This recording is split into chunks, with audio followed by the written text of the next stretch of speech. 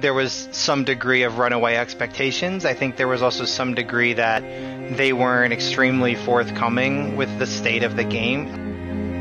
The Cyberpunk 2077's story is very much kind of a story of everything that can and will go wrong in game development. What is this bug? Jackie's AI flipped out and it wasn't there before. Where's my gun? Keep her steady. I can't shoot. The release of Cyberpunk 2077 in December of 2020 will go down as one of the most disastrous game launches in history, and it instantly rewrote the narrative of its celebrated developer, CD Projekt Red. Larger studios with bigger budgets weren't able to create the same quality of open-world game. The inside story of the making of Cyberpunk depicts a process marred by unchecked ambition, unrealistic timelines, and a focus on marketing at the expense of development. When CD Projekt stock was at its high, it was the largest stock in the Polish stock market. Cyberpunk was supposed to be the biggest game of 2020. This was a game that was starring Keanu Reeves. This was a game that was from the makers of The Witcher 3. This was supposed to be the big tentpole release of last year. And for it to become such a disaster for so many people, I think will have pretty far-reaching consequences. CD Projekt's origins are somewhat unique in the games industry. In the West and Japan, the late 80s and 90s were dominated by games for the home console market, and characters like Mario and Sonic the Hedgehog were becoming household names. The same was not true in a post-Soviet and economically depressed Poland. Most gaming was done on PCs, and most games were copied and sold in small markets around the country. You could go to the market down the street in Warsaw and buy and sell CDs. And these two guys, Marcin Nowinski and Michał Kaczynski, decided they were going to start selling CDs, and they wound up striking a deal with the people who made a game called Baldur's Gate, which was kind of like the seminal role-playing game in the late 90s. It was never a business, it was kind of lifestyle, so we're actually pretty bad with counting money. So you can kind of think of it almost like Nike, where Phil Knight was selling shoes out of the trunk of his car. You can kind of think about it the same way. It was, just selling physical goods and then evolving that into a much broader enterprise. CD Projekt, named for selling CDs, would move on from just reselling games to localizing Western and Japanese-made games into the Polish language. But it wasn't until 2002 that the company would make its own game, The Witcher. The Witcher is a huge series, huge fantasy series in Poland, and so it was a pretty big deal that these guys got the rights to make the video games. The Witcher book series is a source of national pride in Poland, and as CD Projekt released The Witcher 2, the video game series would become an important economic symbol for Poland as well. CD Projekt Red had become this behemoth of an institution in Poland, and they were really big in the Polish technology scene because they were getting more worldwide attention than most Polish companies do, and making a lot of money. And in 2011, when Barack Obama came to visit Poland, the Prime Minister actually gave him a copy of The Witcher 2. I confess I'm not very good at video games, but I've been told that it is a great example of Poland's place in the new global economy. But it would be the launch of The Witcher 3 in 2015 that would elevate CD Projekt Red from representing the best of Poland to representing the best of the games industry.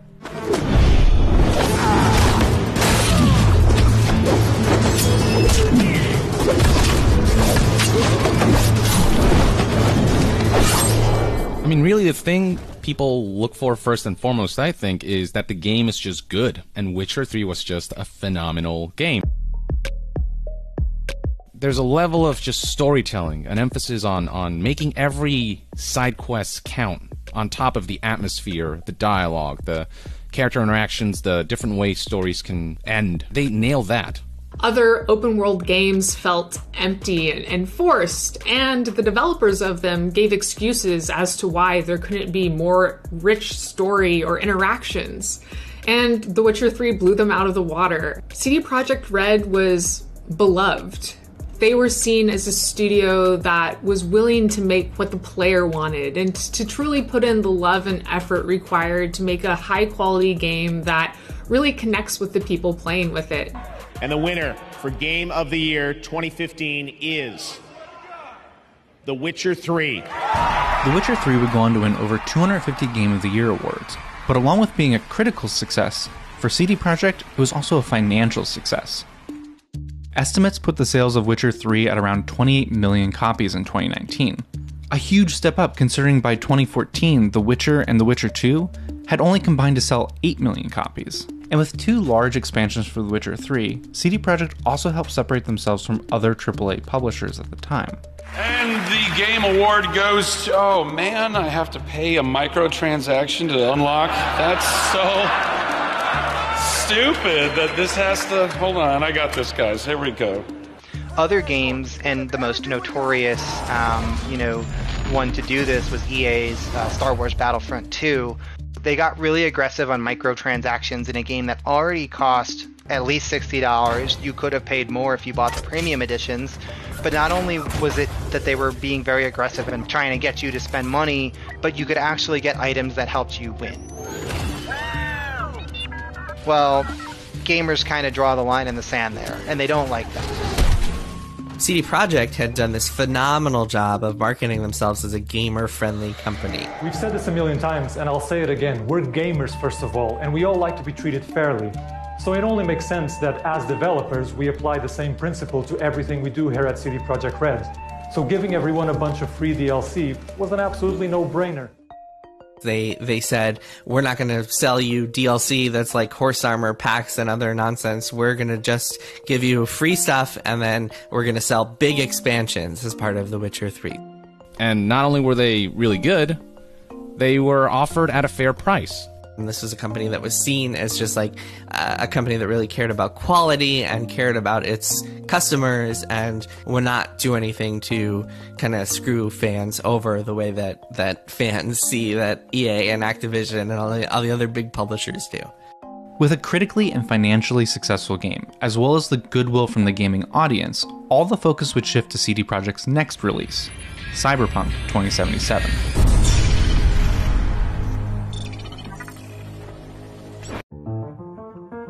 It's actually funny. They first announced it through like a press release, and then they showed off a trailer at the beginning of 2013 that was like the CGI trailer of like a woman, and there was all sorts of cool cyberpunk stuff, flying cars, lots of stuff. But it wasn't really until after The Witcher 3 that Cyberpunk began really like building up this feverish level of hype. CD Projekt Red, though, wouldn't put out another trailer for Cyberpunk until 2018 at the E3 trade show. And they showed off it was like a 2-minute trailer of Cyberpunk. Looked pretty rad.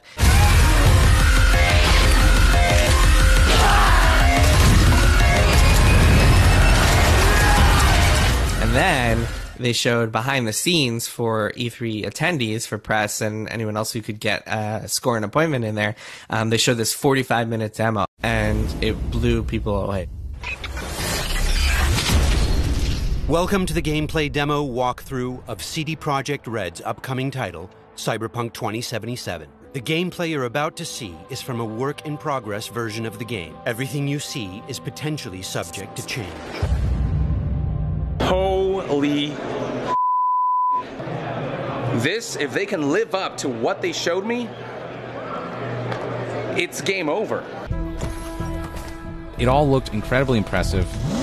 They had enough action, enough narrative beats with just the right amount of tension. They touted how each of these NPCs, there are thousands of them, each one with their own daily routines and everything. We've greatly enhanced our crowd and community systems to create the most believable city in any open-world game to date. So people were certainly blown away by this demo. It won E3 awards, and just people left the theater just in awe. What they didn't know, of course, is that the demo was completely fake. Fake demos are common at E3. Studios put together builds of games to show off what they intend the game to be like, rather than the actual state of the game. What was unique about this demo was that it was impressively long. It kind of plays into this idea that CD Projekt is very much a marketing-driven company, and so demos were really, really important to them. So it was really important that they make this demo blow people away, which it did. But that might have come at the cost of like some time they could have been spending on the game.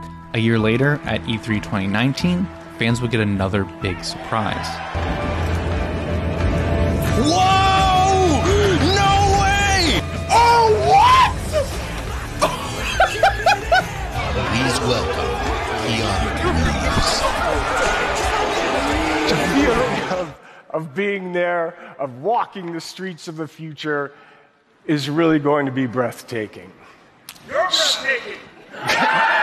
You're breathtaking!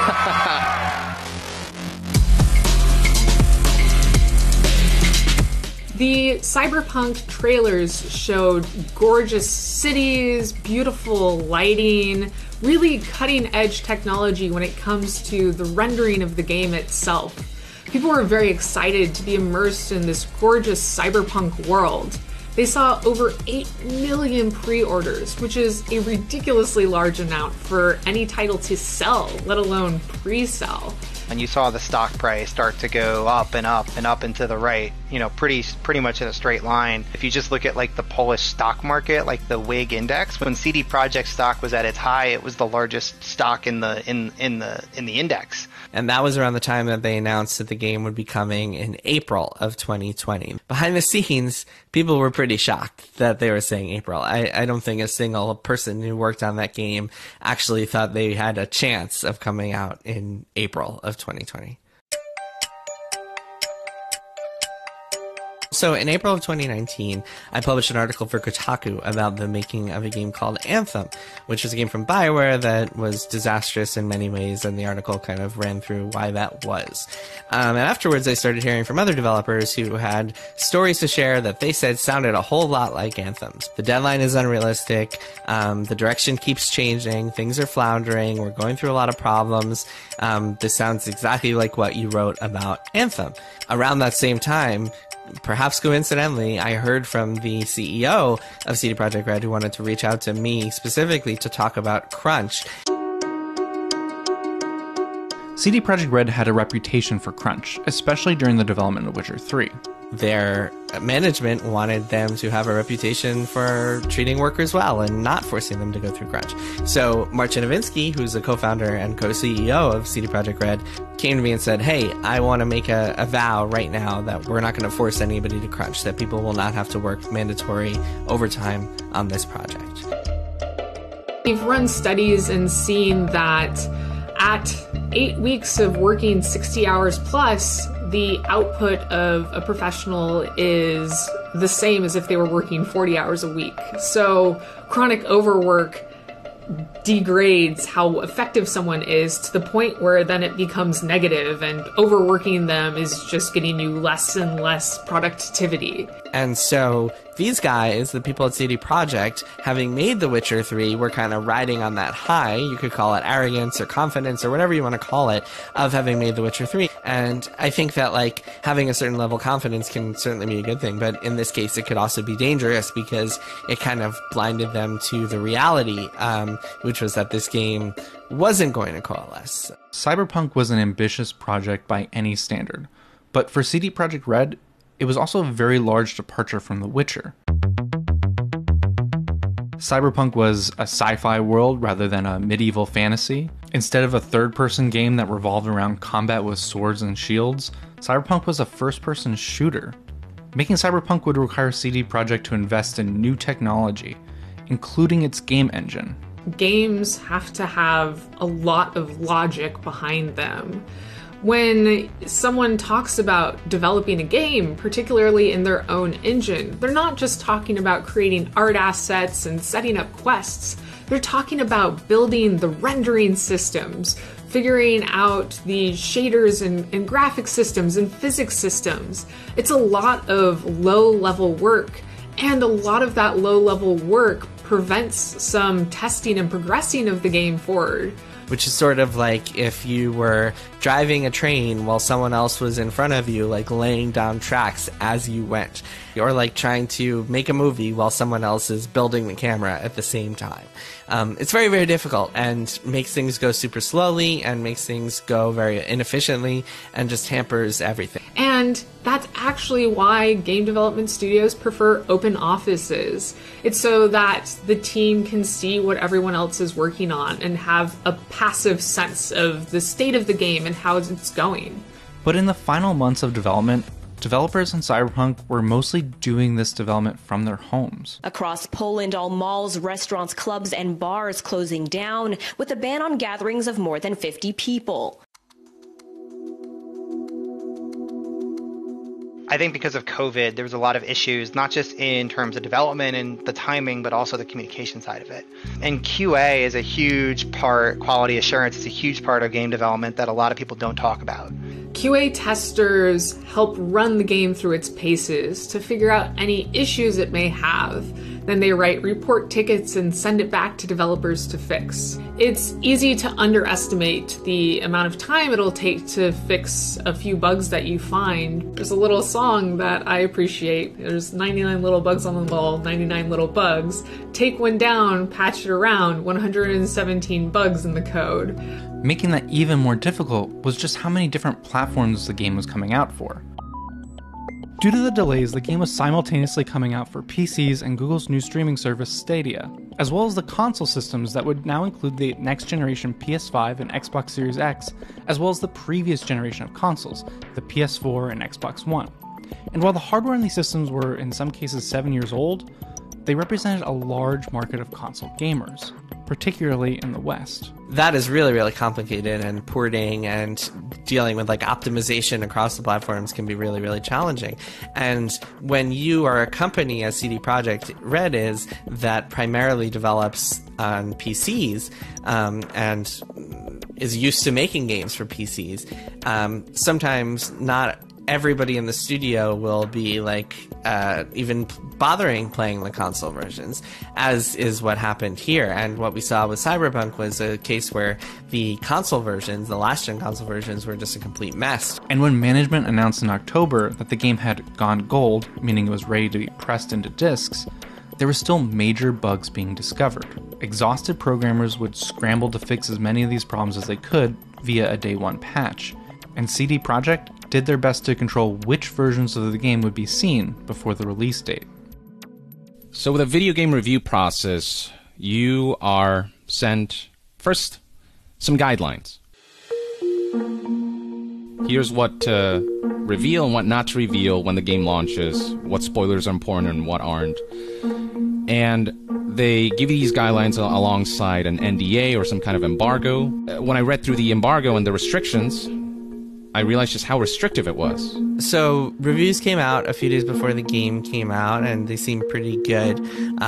But reviewers all cautioned that they said, hey, CD Projekt only let us have the PC version. They didn't let us have access to the PS4 and Xbox One versions of the game. The thinking at CD Projekt was maybe, okay, we have a patch plan that maybe reviewers didn't have access to, like a day one patch, so we don't want them to show footage of the game before it's ready to go. And maybe they thought, hey, the console versions, they're going to get a patch like the day before it comes out, so we don't want to talk about that. We don't want to show those versions just yet. But no matter what the rationale was behind CD Projekt doing this, ultimately it turned into the true scope of the game's problems being hidden. On December 10th of 2020, the game was released, and it didn't take long for the problems to become public. Oh, now it works. Fucking T-post. Stop T.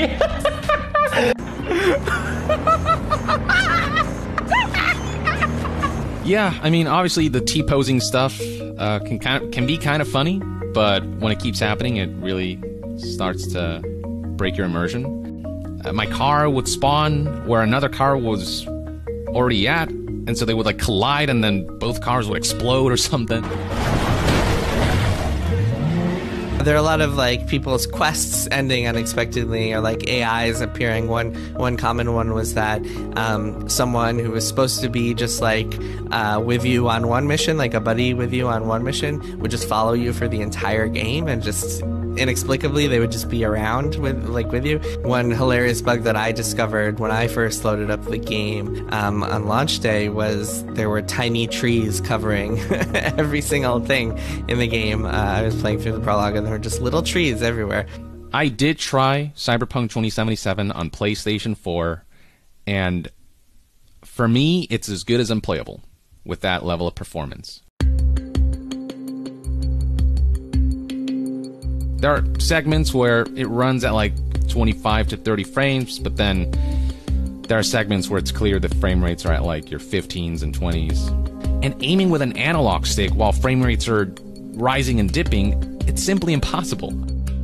The experience on those last-gen consoles will be so bad that Sony would take the unprecedented action of removing the game from its digital stores. I mean, the stock started selling off little by little, and then a lot by a lot. It kind of cascaded to a point, and then once we saw Sony turn off the ability to buy the game and offer refunds, that was kind of the drop that the bottom fell out.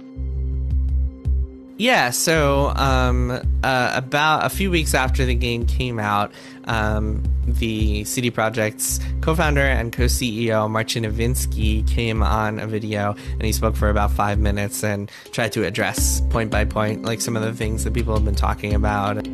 Please don't fault any of our teams for what happened. They all are incredibly talented and hardworking. Myself and the board are the final decision makers, and it was our call to release the game. It was just kind of justifying their actions and apologizing and vowing that they would fix this game and they wanted to regain people's trust, etc., etc.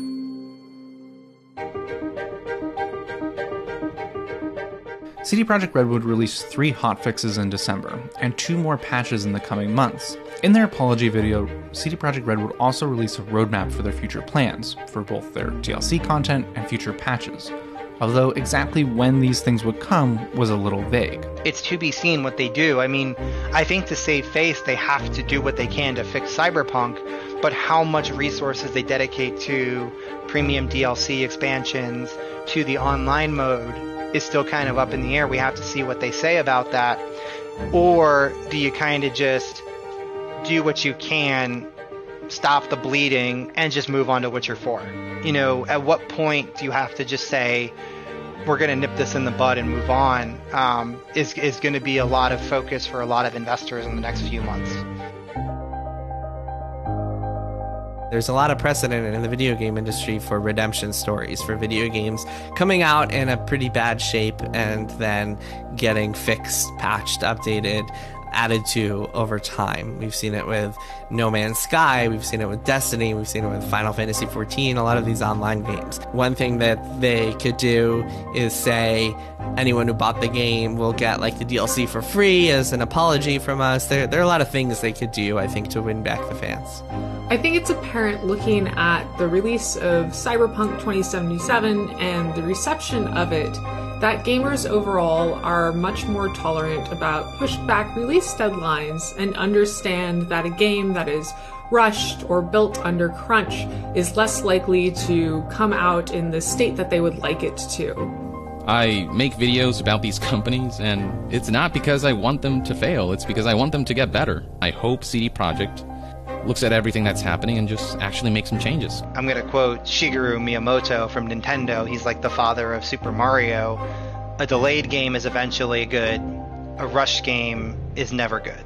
And this is a company that was not lacking for money. They have plenty of cash. And so the decision to not do so will go down in history as a very poor one.